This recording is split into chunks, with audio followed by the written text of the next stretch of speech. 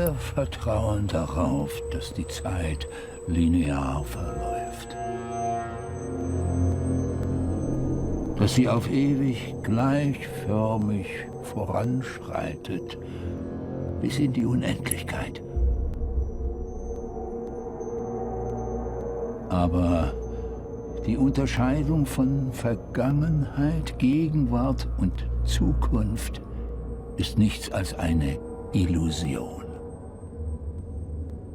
Gestern, heute, morgen folgen nicht aufeinander.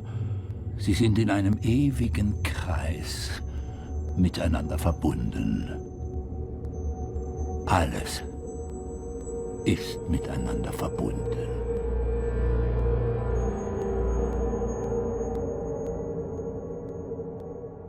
A questão não é onde, mas quando. A ficção científica é um gênero da ficção especulativa, desenvolvido no século XIX, que normalmente lida com conceitos ficcionais e imaginativos, relacionados ao futuro, ciência e tecnologia, e seus impactos e/ou consequências em uma determinada sociedade ou em seus indivíduos, onde geralmente aborda assuntos que a humanidade não domina.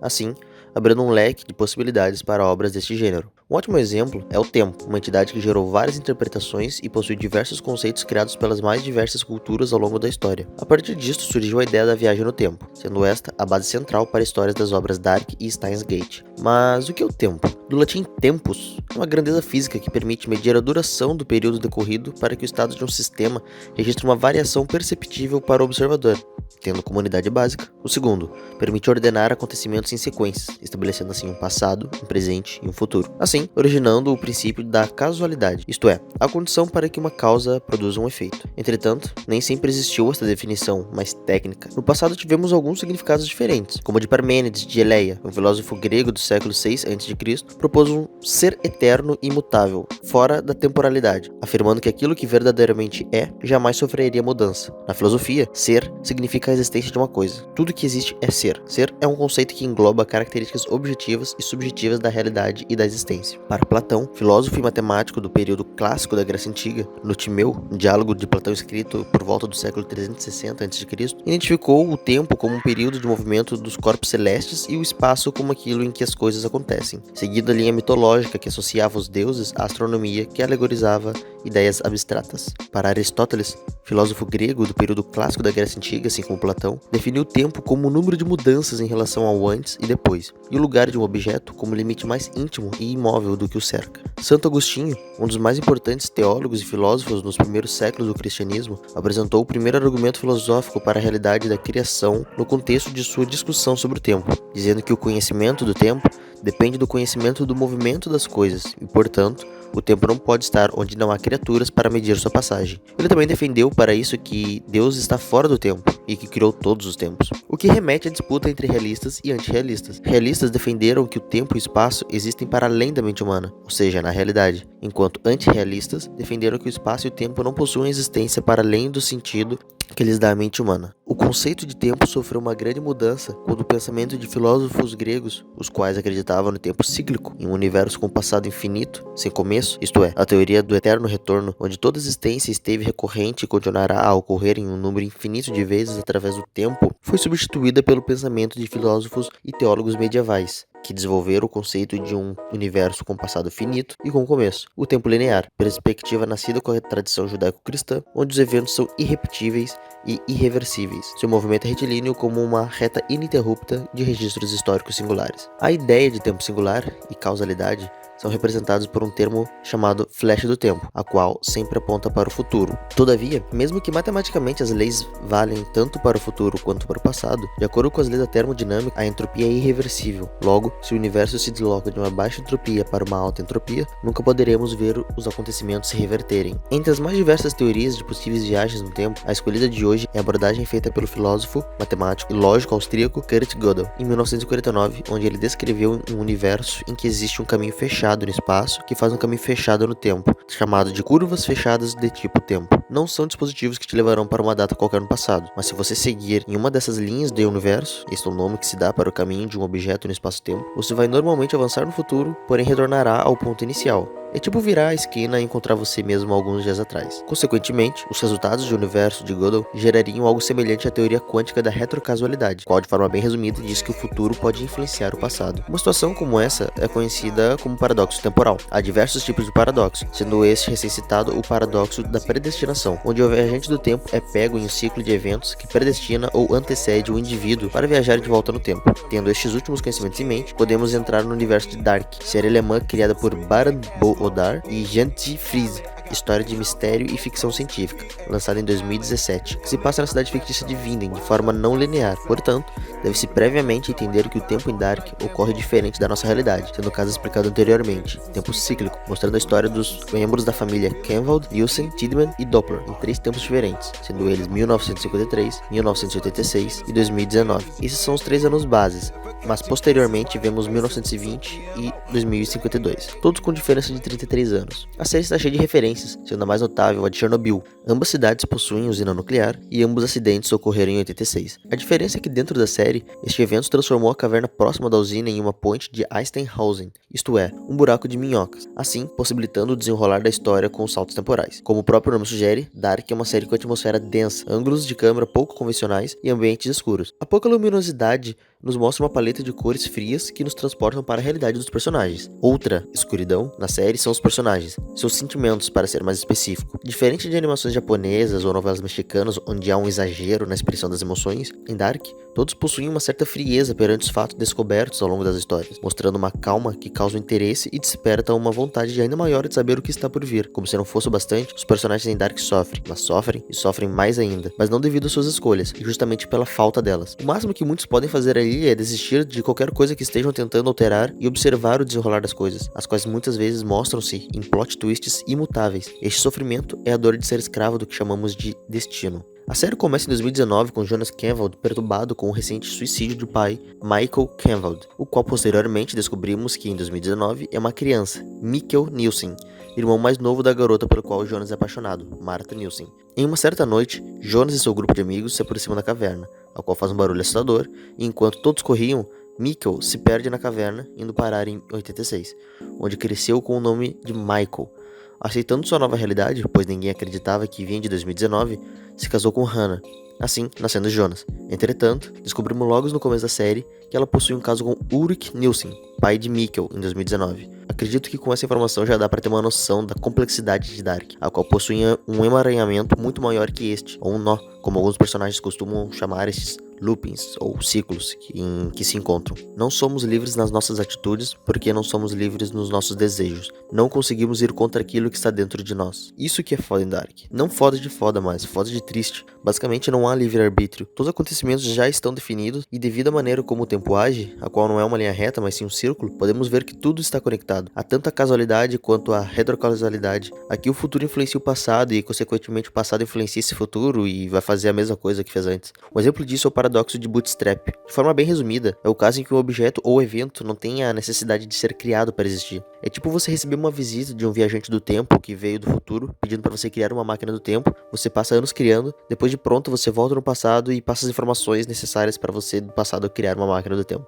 Então, quando a máquina do tempo foi criada, é uma situação um tanto quanto deprimente, não só pela questão filosófica da falta de liberdade, mas também pelos personagens que até o momento são incapazes de reverter seus problemas pessoais. Mesmo que graças à viagem no tempo exista a possibilidade de quebrar o ciclo, o fato do tempo agir dessa forma é impossível determinar o que aconteceu antes, é impossível definir qual é o ponto de ignição para os eventos da série, portanto, não há como impedir as coisas de acontecerem e voltarem a serem como eram da forma que Jonas deseja, por exemplo. Na filosofia, o determinismo afirma que nossas escolhas e ações não têm nada a ver com livre-arbítrio, mas acontecem por relações de casualidade. Segundo essa teoria, qualquer acontecimento ocorre de forma conexa a outros de maneira já fixada. Tudo está interligado, seja por leis da natureza ou por um plano sobrenatural. Apesar da situação nada esperançosa, mostrada ao longo das 2 temporadas, há uma chance de reivindicarem uma real liberdade para suas escolhas, e ela nos foi apresentada no último episódio da 2ª temporada, quando uma segunda Martha aparece, após Martha de 2019 ser morta por Adam, que é o Jonas do futuro, que ao ser questionada pelo Jonas atual de que ano ela vinha, responde com a seguinte frase: "A questão não é de que tempo, mas de que mundo." abrindo a possibilidade para uma maneira de viajar no tempo que burla paradoxos temporais.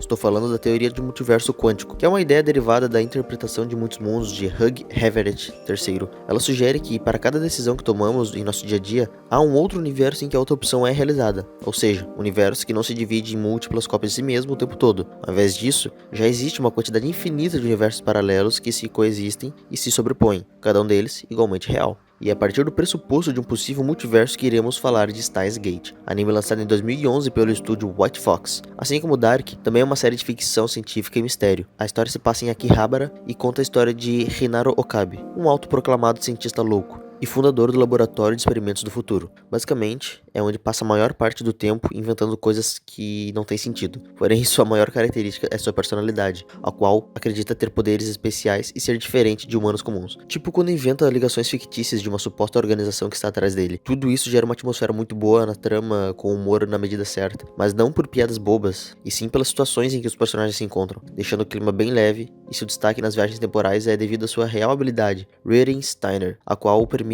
o indivíduo lembrar de todas as linhas temporais em que viveu. Outro personagem importante é Kurisu Maxi, ou Kuristina, como Okabe a chama. Ela também é membro do laboratório, porém não é louca como Okabe. Kurisu é uma cientista renomada, mas mesmo assim ela se torna sua assistente. Mostrou-se calma e calculista em momentos mais tensos, e desenvolveu um sentimento amoroso recíproco com Okabe, o qual não é revelado por nenhum dos dois, exceto no momento crítico da série. Outros membros do laboratório são Mayuri Shina e Itaru Hashida, sendo eles amigos de infância de Okabe, ou Okarin, como Mayuri gosta de chamá-lo. Mayuri mostra-se uma garota alegre e inocente, mas sempre atento com o que acontece. Já Itaru, ou Daru, apelido recebido também por Mayuri, é um super hacker e ajuda Okabe em situações que envolvem questões de informática e etc. A obra apresenta outros personagens bem importantes, mas estes que citei acima são os primeiros a serem apresentados para o espectador, assim criando uma simpatia maior com os mesmos. Nessa obra, o tempo age da maneira que conhecemos, linear. Há um futuro, passado e presente. Porém, a alteração feita na linha de tempo principal, a qual eles chamam de linha beta, linha esta em que a morte de Kurisu mostrou-se ser inevitável, acaba por gerar uma nova linha do tempo maior chamada de linha alfa, a qual futuramente descobrimos que a morte de Mayuri é inevitável. Isso vale para todas as linhas alternativas menores geradas a partir desta, como a raiz de uma árvore e suas ramificações. Portanto, Okabe é o personagem que mais sofre, pois ele, além de ter que fazer uma escolha difícil entre qual realidade viver, sem sua melhor amiga ou sem o amor da sua vida, ainda teve que presenciar esses acontecimentos diversas vezes e de diversas formas. Tanto que após diversas tentativas falhas, ele se transforma em outra pessoa, triste e depressiva, até conseguir achar a solução para tudo isso, uma nova linha temporal cujo nome é Steins Gate, mais outro nome sem sentido criado por Okabe, assim como o icônico código criado entre os membros, El Psi Congru. Graças a esse conceito de múltiplos mundos, é possível viajar para o futuro e passado sem gerar paradoxos temporais. Para maiores explicações de como os eventos ocorreram, recomendo o vídeo do canal Jumentossauro. Em Dark, a forma utilizada para alterar os acontecimentos do passado era um buraco de minhoca. Em Steins Gate, não é um indivíduo que viaja no tempo, e sim uma mensagem, um SMS, chamado D-Mail, o qual é enviado no tempo através do dispositivo criado no laboratório de Okabe, que nada mais é que um micro-ondas conectado a um celular. Mas o mais engraçado é que ninguém fazia ideia que aquilo teria capacidade para algo tão grandioso, então a descoberta foi uma grande coincidência. A partir da descoberta, eles passam a aprender a